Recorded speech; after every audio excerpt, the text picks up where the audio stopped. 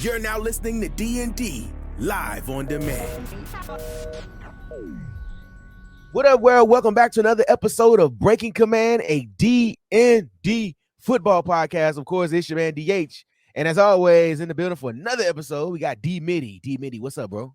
Feeling good, feeling great. How you feeling, my guy? Hey, man, I'm tired, but it's the 11th hour, and we're gonna push through and get it and make it happen. And the oil is burning. We got to get this work in, brother. Absolutely. And let's get it.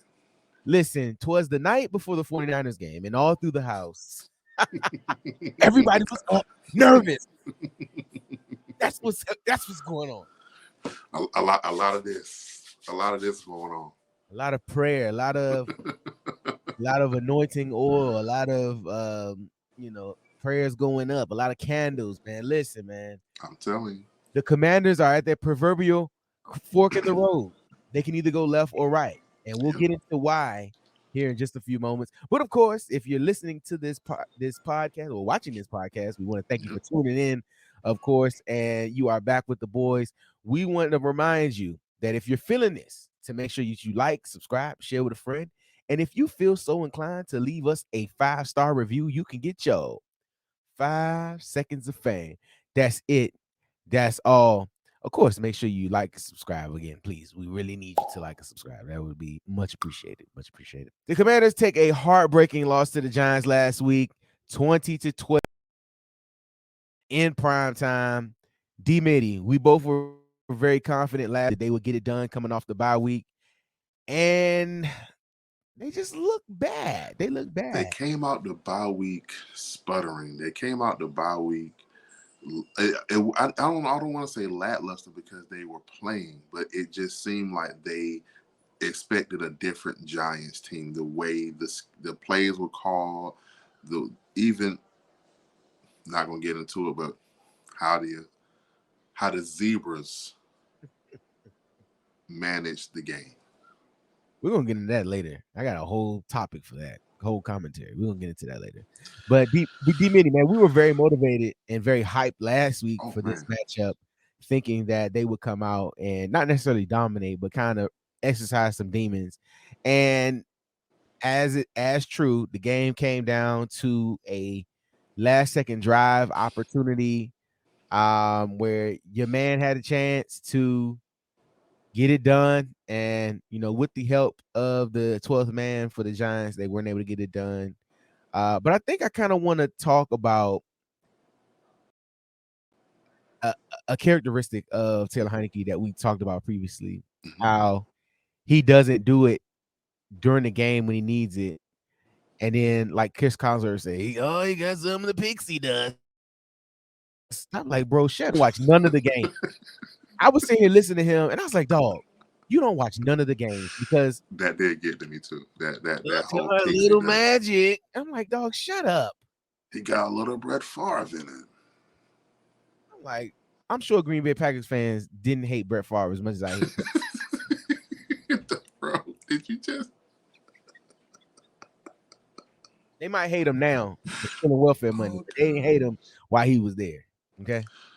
And see, I'm going to say this. I don't hate Taylor Heinicke. I don't think he doesn't fit. That's my guy. He just doesn't fit this offense and what needs to be done, man. Like I was just telling you earlier, Ron and Scott are trying their best to push the narrative of Taylor Heinicke, the game manager. And he's truly not a game manager. He is what he is. He's a very he's a guy with a lot of moxie who does not quit, and he has NFL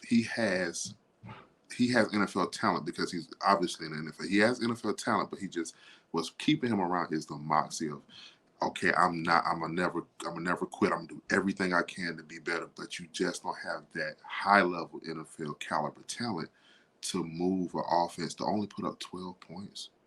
Now, we can say shoulda, coulda, woulda, because if for the fifth, the whole stadium and FedEx would be drunk.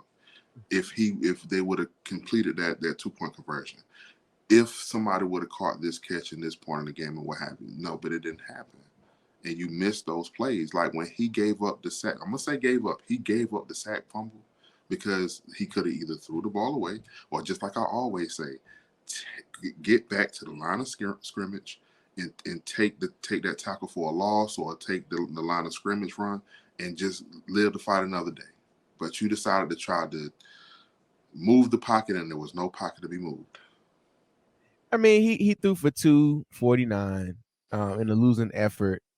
Um, but he's about that range where I think his lowest output is 149 Yeah, and his highest output just is about. Yeah. 279 against Indianapolis a couple weeks ago. But I mean, from what I was watching, he just doesn't have he didn't have what it takes to help get the job done.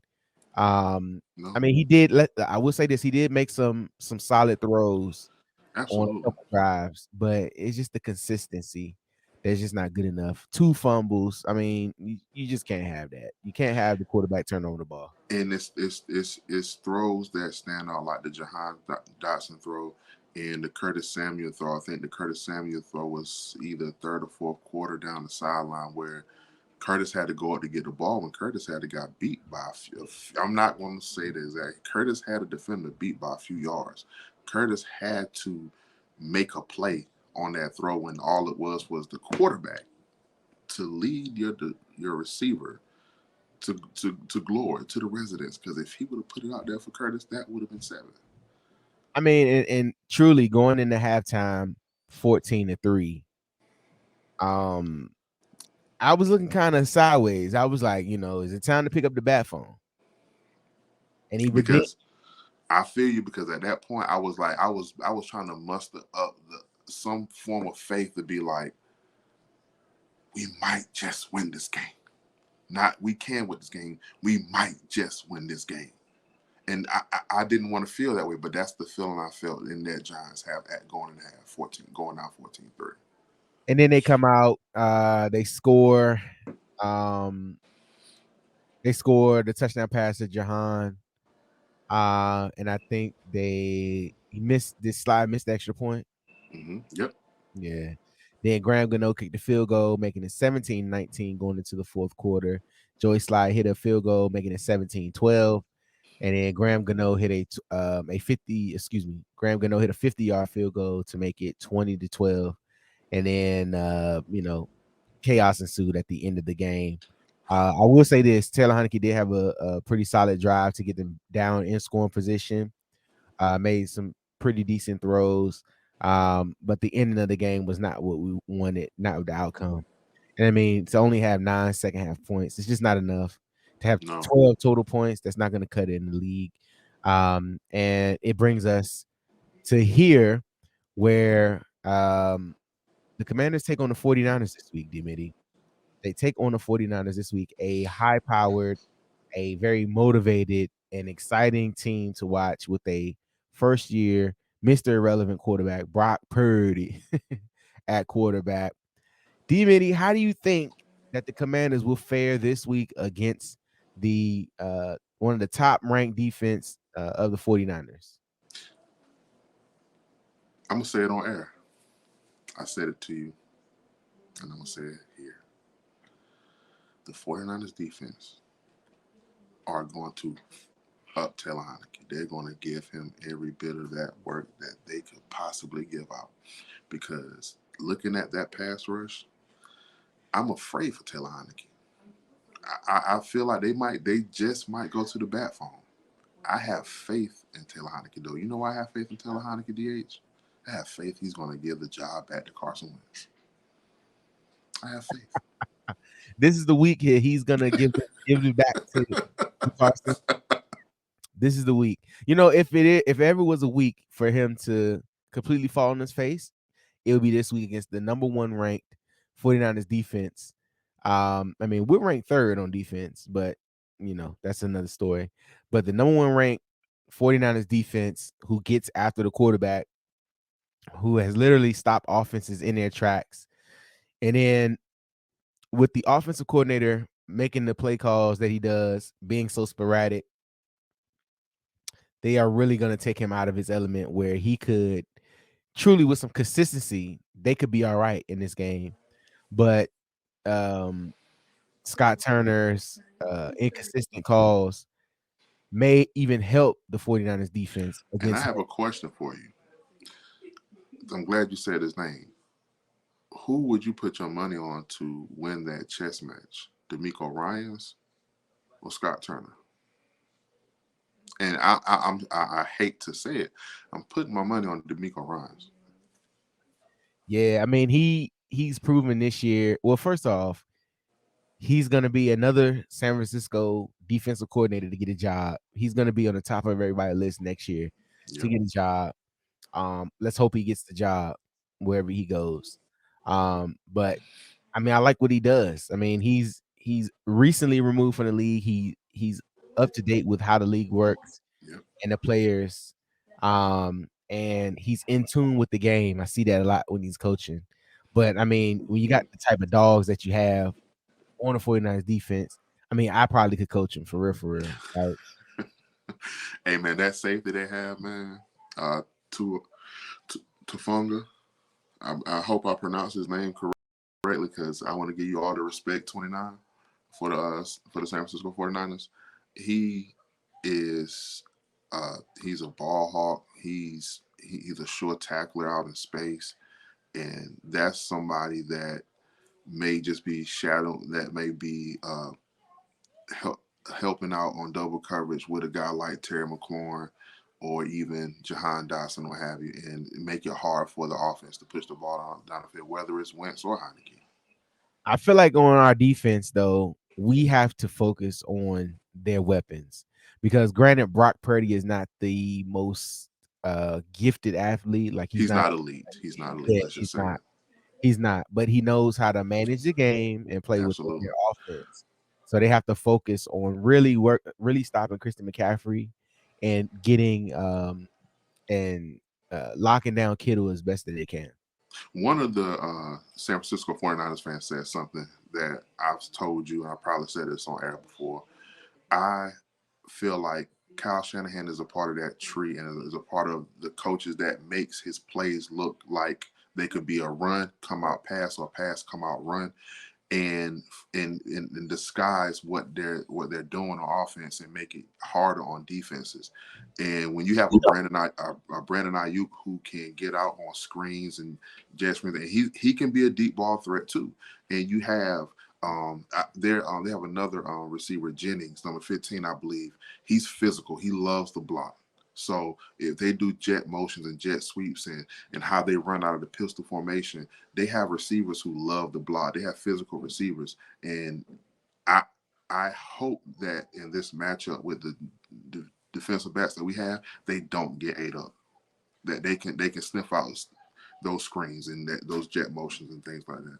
And they need to attack. Like they have to attack, and they can't allow him to just sit back there and make reads. They can't allow Christian McCaffrey to get the ball in space. They can't allow Kittle to run straight up the middle of the field. They have to tackle because you've seen in recent games where Kittle would be in the grasp of the defenders and don't get tackled. You know what I'm saying? Absolutely, Like because poor tackling is he not going to he's work.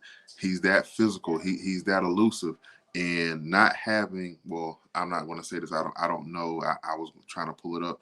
I don't know if Cam Curl is still questionable or is he just a game time decision at this point. He made the trip, but I think he's just a game time decision.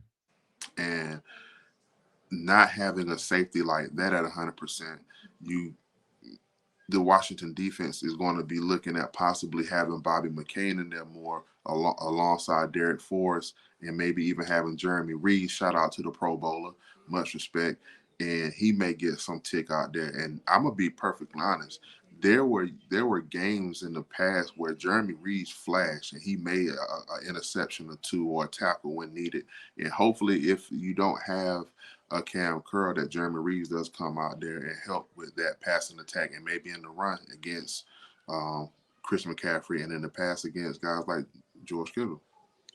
I'll say this, Dee Middy. I'm kind of feeling like how I felt before the Eagles game, where I don't have any faith that we'll get the job done. But we saw that I was pleasantly surprised, and I had to eat crow that they end up getting it done. I'm kind of going with that same MO now. Like I don't Gotcha. feel as though they will get the job done, but they might go out there and show us something different on the road on a short week. You know, playing ball, and I think this is where Taylor Heineke can thrive, or he can find himself back to the bench. Like Absolutely. at this point, you have to play with your hair on fire. You have to play as if it's already in the playoffs because that's the key point right here. The Commanders need this game to To make the continue to push playoffs. towards the playoffs. And with 3 games left, you're sitting you're sitting in the 7th seed right now at 7-6-1. Yeah. Detroit is rising up. Seattle lost last week, but they're still in the mix. You have to do yourself a favor and try to get every game possible. And Dee Middy, with all that being said, That's will the right. Commanders make the playoffs this season? Frankly, I truly feel like to start with the 49ers game, I've talked myself into having of little faith in this game. At first, oh before ye of little faith. oh ye of little faith that I have talked myself into that this Washington Commanders team may not even win against these 49ers. So with that being said, you would have to win out against Cleveland and your hated rivals. And if my mom hear me say this, those Dallas Cowgirls. I mean, look at it like this, right? So let's just say hypothetically you lose this week. You'll be 7-7-1. Okay. That would mean Cleveland and Dallas, you got to get the dubs. I mean, you You do got yourself to. a favor by trying to get this win this week. But I feel like, I mean, who knows, man? Stranger things have happened. The same way nobody expected them to beat Philly, they might come out here and do it against the 49ers. But you truly have everything in front of you and you're in the driver's seat. You have to Yeah. kind of try to get the job done because point blank period, like the coaching staff is going to be on the not necessarily on the hot seat, but they're going to be the ones to blame if this team doesn't get to the playoffs. At the very height of the topic of discussion on where this team is and where this team can be, because another thing I think we overlooked or we didn't have in this discussion is the return of the Predator. Chase Young will be back this week. He is activated, and they expect him to play. He's made the trip. He And will he will suit be up. and be playing on a pitch count. And what difference will he make? And I feel like with the elite talent that they have in him and they seen in him coming off of an injury, being the second overall pick, and going into this game with the 49ers, I feel like they put him on ice for reasons like this. Now, I'm not saying the 18, the 20 some odd snaps that he may have, he's going to go out there and get 2 or 3 sacks or, what have you. Will he be able to be a part of the game plan to help them win in regards to setting the edge, in regards to pushing the pocket, and helping his comrades across that D line because you drafted him for a reason. And once again, let me stress, I'm not saying he's about to go out there and win the game for the Commanders, but being as though we all know as fans and the fans that's listening, defense wins championships. No, it definitely does, man. It definitely does. And I think with him, if he's able to, first of all, let's go back. I'm glad that he'll be back and be healthy and be able to try it out because I know he's been itching to get back to play ball. So I'm very happy for him in that regard. Um, if he can come back and impact the game any kind of way, that'll be an added bonus. You saw that what happened last time he played against the 49ers. He had a day. But I don't know how he will impact the game. I hope he will. But on a pitch count, you have to, impact the game because they're gonna try to get you worked in, and he got to get in playing shape as far as game shape rather. Because you know that he will be in there in certain third downs and distance to if it's third and 5 or more when they know it's a potential passing down. And I'm taking this information from a 49ers fan that Mike McGlinchey, I believe he's their right tackle, he's a little suspect. He's suspect to give up pass rush on his side of the line. So if you can get a healthy Chase Young, who Mike McGlinchey he may not remember him in that 2020 game they played. He might not he may not see this as the same Chase Young, and Chase Young can go out there and possibly make a couple of plays. Hey, maybe even JSW might make a play. Hey man, I love to see it. I'm pulling for him. I'm The key to this game is going to be our defense. I think if our defense can somehow create some turnovers and limit to what their offense can do, I think we'll have a shot to win the game. As long as Taylor doesn't throw the game away, that's going to be the key as well. Taylor doesn't throw the Absolutely. game away, and this is the time where he needs to step up and prove that he should be an NFL quarterback. I mean, you go win these types of games. Nobody can deny you at this point. You go and win these types of games. Absolutely. I don't want him here going forward, but I mean, he could play somewhere else and really get a true opportunity. And I'm not even saying that to bash him. It's more or less that I've just seen it and I'm ready to move on from it. I'm Um, with you. try I'm with some. you. But to stay on topic, and I'm sorry, man, it took you off topic.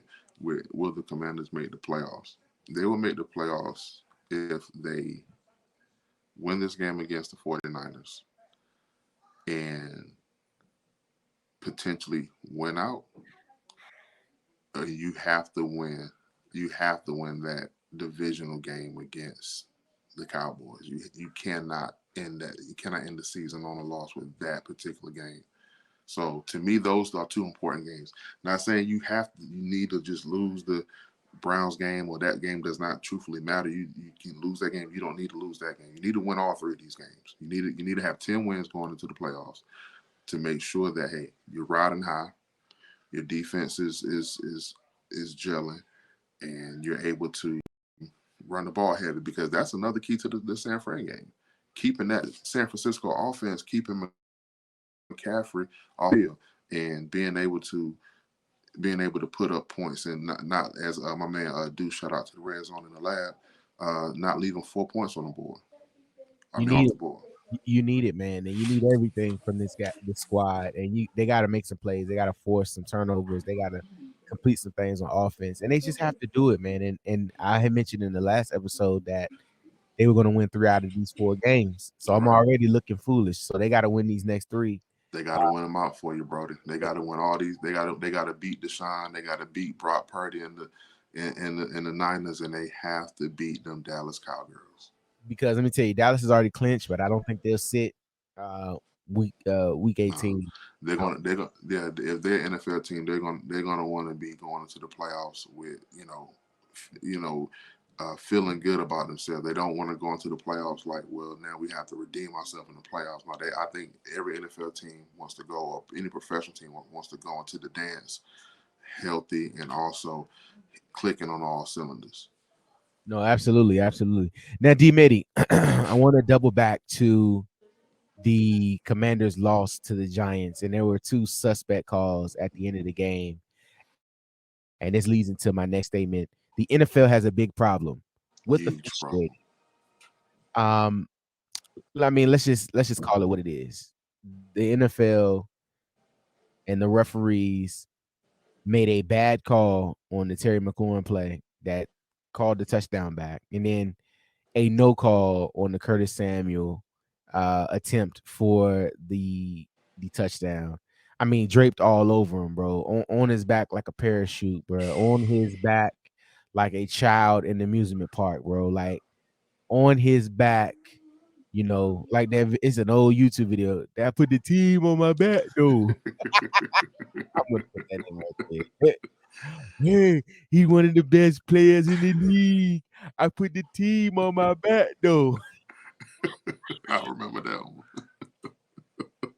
NFL has a terrible problem, man. D Mitty, what was your thoughts following the game with the officiating as the game ended? To be perfectly honest, man, the Terry call, I was in the moment. Truthfully, I was mad at 17 because I felt like that was a that was an accountability thing. Like, make sure you are not off the line of scrimmage at the receiver on that side of the ball and being up on your game. But then when they replayed it and they kept replaying, I was like, did he not motion to that ref more than once? And the ref had his hand on the flag while the receiver motioned to you twice. So yes, the NFL has a very big problem with that particular ref and those back judges that missed the non-pass defensive pass interference that clearly, if I'm not mistaken, and correct me if I'm wrong, brother, when there's a defensive pass interference, the ball moves forward, and in the red zone, it moves half the ah, I'm Half the distance. of the goal. Actually, no, it's not half the distance. If the penalty happens in the end zone, it goes to the one. In that case, that's a running play for B Rob to score a touchdown, and you do not miss those points. As long as everybody's set and on the line of scrimmage. Look, man, look. You know I was hot about this for a couple days. I made A the round. lot of us were. I made the rounds of Twitter Spaces and group chats and was very upset about this because you literally took the game away from us. Now, granted, none of this means anything because we don't know if they would have got the 2-point conversion to tie the game. But you know they You got take that away, though. Just like you said, you took that option away. That if you do score, there's no ability to know if they convert the 2 point, because another penalty that was called was the offensive pass interference on Jahan too. That's another call for me, because if you look at and now we talked about Chris Collinsworth and how he was saying the whole thing about the pixie dust, but one thing he pointed out too, the way that route was ran and the defender showing the action that he did by going into the receiver, that was a bang bang play. And that was a call, that was a let the boys play. Yeah, the refs did make some questionable calls at inopportune times. And I say this with the Terry play, the illegal procedure. I mean, he checked with the refs. And my thing is, if the and I trust Terry when he said it in his post game, he checked with the ref, and the ref said he was good. So if the ref says you're good, regardless of and this was an argument that had been said that Terry should know where to line up at. Terry should know where he's at on the field, XYZ. And granted, if you look down the line, he might have felt that he was on the line. And that's why when he asked the official, The and the second time, official said yes, he should have been good. He asked the official 2 times, and the ref still threw the flag on him. Like, you just can't do that. As a ref, you shouldn't be allowed to tell them. That's just like saying, bro, like, that's like telling your kid asks you, Dad, is that okay that I did that? And you say, yes, son, it's perfectly fine. And the minute they do that, you go off on them. And they be like, Dad, why you go off on me? You said I could do it. Yeah, I know what I said, but you should have known better. you feel me? What sense do that make? You feel me? You feel me? That's just like if you go to your job and your boss says, you know what, man, you know what, it's okay if you come in 5 or 10 minutes later than, and then you say, well, I need that. I need that time to adjust, to be ready. But then they tell you, that's 15 minutes of an occurrence. Like, but you, but to say all that to say, when it comes to the NFL officiating, you have to stick to your guns and you have to call the game evenly and not take, because I know it's a human element when it comes to the referees calling the game. I understand that. And even with that being said, you understand that the play you're about to call, if you're watching it as we're watching it, you're changing the dynamic of the game, the complexity of the game. The refs act like they can't just be like, my bad. Like, I pick up the flag. Like, because how can you do that? And Like, they did it before. They've right. done it before. They did it in the first Giants game with the Fabian Moreau defensive pass interference. You don't have to live with these calls. Like, if you make the call and you be like, you know what, I did check with him. That's not fair. Let me just pull it back. Like, it's easy. They can pick up the flag. There's no flag for illegal procedure. The receiver checked with the ref, and the ref cleared and said he And was. it was a scoring play. It was a scoring play, because we are now talking about this ad nauseum, especially that the fact that the NFL official made a mistake, but it was a scoring play that B Rob is now taken off of his career stats. That was a rushing touchdown that he no longer has in his repertoire. And none of this matters if we don't get the 2-point conversion anyway. But you taking away the opportunity for them to get it on that. And then for the rest to follow up on the next play with Curtis Samuel trying to score, and he gets essentially tackled before the ball but he gets tackled before Scott Turner calls the play. Like, Slim, I've never seen. I mean, I've seen some bad calls or bad no calls, but this was super egregious. Bad, bad. This was the New Orleans and Rams playoff game. Like, this was just super egregious that it happened, and just to see it, I mean, I definitely was upset watching it. I was annoyed at the referees. I thought that the refs should all be held accountable for what they did because they clearly like missed it. And at those spots in the game, you can't miss those calls. You have to make these calls and have to make it correct because they are uh important and impactful. One conspiracy theorist said that, of course, the line was 40.5 for the over under for the points. So one of them refs was point shaving. But like, who does this, man? Who makes these calls? Like, you just can't have it. And I'm tired of the refs being the story about these games and not the teams. I'm tired of it. It's to a point now when it comes to the refs and the officiating that you have to now you have to call the game based on how the refs, you have to, your offensive coordinator, defensive coordinator, how are the refs calling the game at this point? What are they looking for right here? Like, I understand rules are rules, but when you talking about what the refs are doing, changing the complexity of the call, that's a totally different dynamic. Absolutely, absolutely. And I'm gonna tell you, man, I believe that the competition committee has some work to do. They have to figure out a way to officiate the game better. Like, you can't have the refs with the human element taken away from the teams. Like, you have to figure out something. So I'm curious what they're gonna do and they when they get into it this off season. But regardless of that, people were saying that, well, we shouldn't have depended on the ref, we shouldn't have got to that point. I mean, even still, the refs still have to make the right calls. Regardless if I'm winning by 500 or losing by 500, I still expect the refs to make the calls. Don't let the score or how the game plays dictate what you do. And that's the big criticism with the NBA, where they'll let them play early in the game. And in the fourth quarter, that's when the ref want to blow their whistle. Like, they want to make every ticky tack call. They want to make every ticky tack foul. And I'm like, oh, where were y'all at 3 quarters ago? Now y'all want to.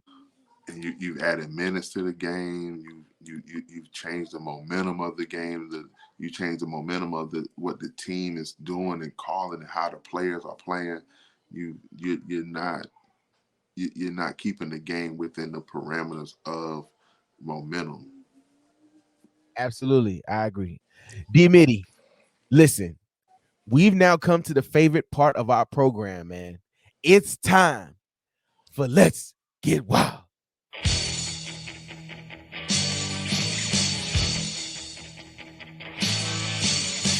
Yeah, boy. D Middy, this week against the 49ers, let's get wild. How you feeling, brother? Tell me how you feeling, man. Get it off your chest, man. I want for this week right here. Get it off your chest, bro. If I'm being honest, I'm nervous. However, Let's Get Wild is not about nerves or anxiety. It's about getting wild. And I believe that this week, tomorrow, tonight, whenever you're listening to this, against the San Francisco 49ers, the Washington Commanders defense will get wild. In the immediate future, I see 3 defensive turnovers. 1, 2, 3. I see 3 defensive turnovers along with 1 defensive touchdown. I don't know where it comes from or who it's done by, but I think there'll be 3 defensive turnovers and 1 defensive turnover.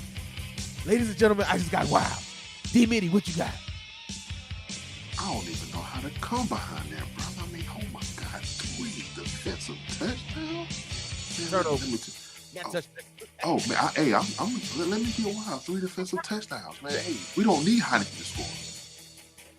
We don't need Heineken to score. We need Chase to get a fumble recovery touchdown. Ooh. You need DSJ to get a pick six because they took it from him against Minnesota. We need Kendall Fuller. You need one more, bro. You need one more pick six. And let me bring out the macho man, brother. And then the macho man Randy Savage says that if they score at least one, not two, but three defensive touchdowns, bro, they will kick them Lions, bro. They will kick their hind part. I'm just saying, man, my macho man need to see that defense, man, rocking and rolling and shaking and rattling, man. Oh, yeah. I love it, man. I love it. That's very good. That's very, very good. Ladies and gentlemen, we just got wild. I'm up here looking right now at what the line is for 3 defensive touchdowns. Let me see. Because you know what? Let me see. I am very curious. Okay. Wow. Man, they just need one. They just really need one. I was exaggerating, but they need at least one. Dog, They need at least one. listen to this. A bet for 3 or more Commanders touchdowns is plus 25,000 odds.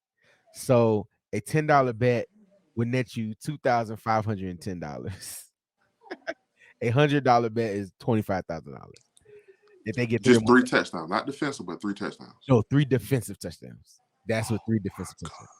Hey man, do you not know that? Hey, has a team ever scored 3 defensive touchdowns in a game? Hey, you know what? I don't think so. I don't think that is something that needs to be Googled. I'm about to Google that right now. Has NFL team scored probably something crazy like back in the day? 3 defensive. Ladies and gentlemen, when you're recording, you go to the Google machine. Okay. Yes. In fact, the record for a single game is 4. In 1984, the Seattle Seahawks thrashed the Chiefs 45-0 with 4 of their 6 touchdowns coming on pick sixes. Wow.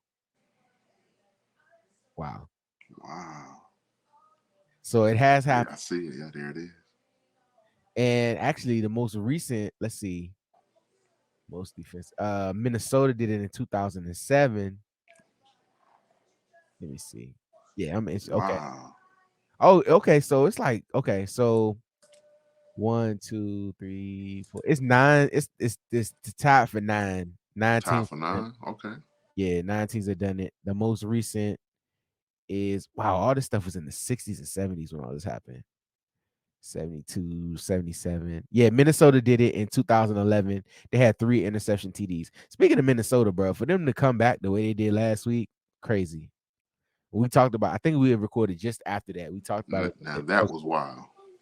That was wild. Absolutely. Well, Dee Middy, I'm gonna lay $10 down on that. So I mean, if you say it's gonna happen, then I have to roll with it. They'll mess around and get 2 though. Watch. Right. Or get 2 and get 1 call back. Yeah. Ooh. Bro, that'd be a dream. If they could do something like that, boy, I'd love to see it. I'd love to see it.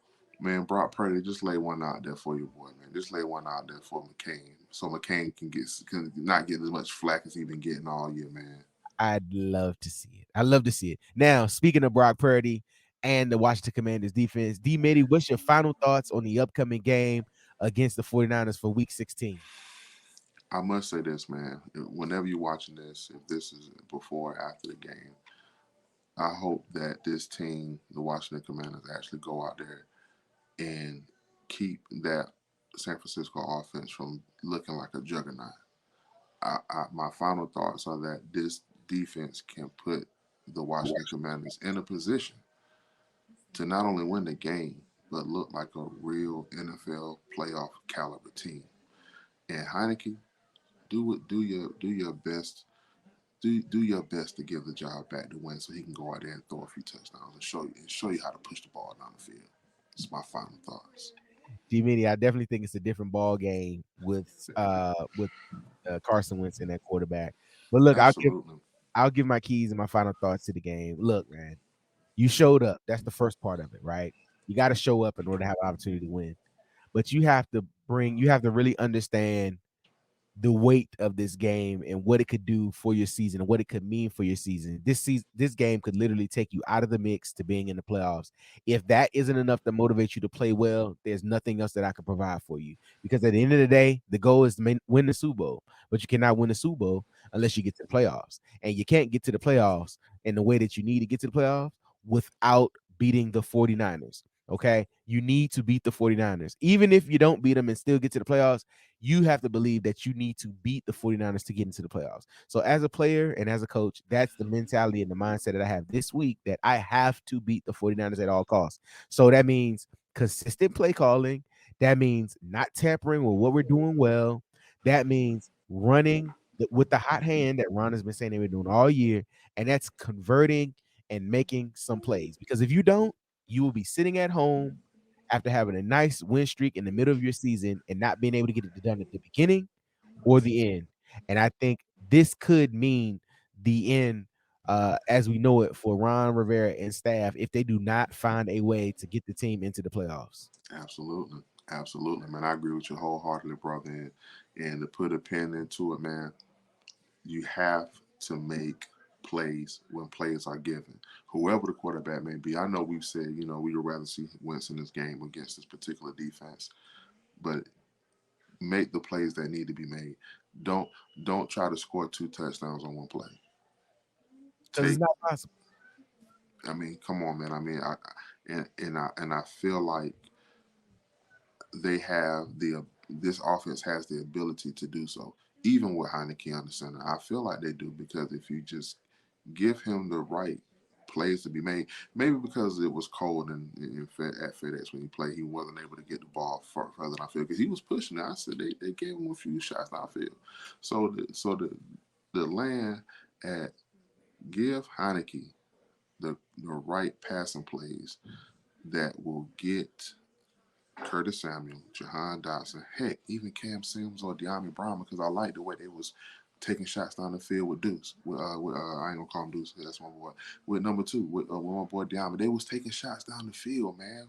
With Dose, like they was wanting to open up their offense. So hey, make the plays that need to be made. Yes, man, you got to do that. So remember, guys, we hope you have a happy and safe holiday. I know the holidays are coming up, so make sure you guys enjoy yourself, enjoy the games. It's gonna be a lot of football and basketball on this weekend, and some hockey. So make sure yourself a favor and enjoy your family and enjoy your friends and enjoy sports. And listen, we're hoping that the next episode we come back, it's with a dub. If not, don't worry, you heard it here first. But next week we hope we come back with a dub. And in the meantime, left hand up, who are we? The Commanders. Commanders. Commanders. We catch y'all on the flip side. Peace. Merry Christmas. Happy Hanukkah.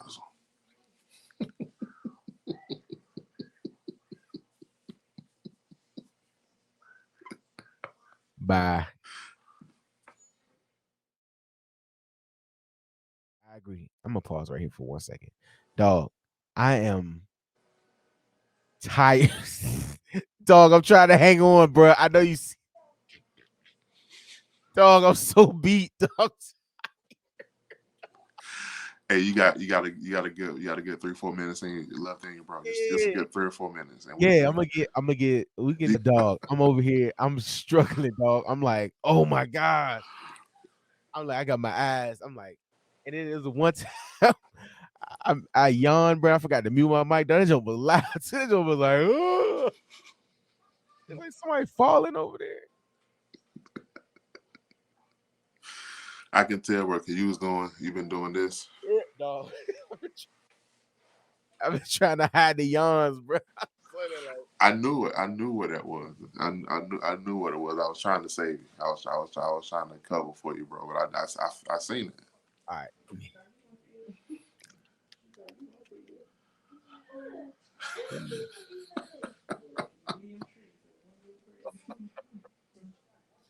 Okay. All right. I get it though. I get it. And I ain't gonna edit this tonight, dog. I edit in the morning. Dog. I know. Trust me, I know. Oh man! All right, here we go. 3, 2,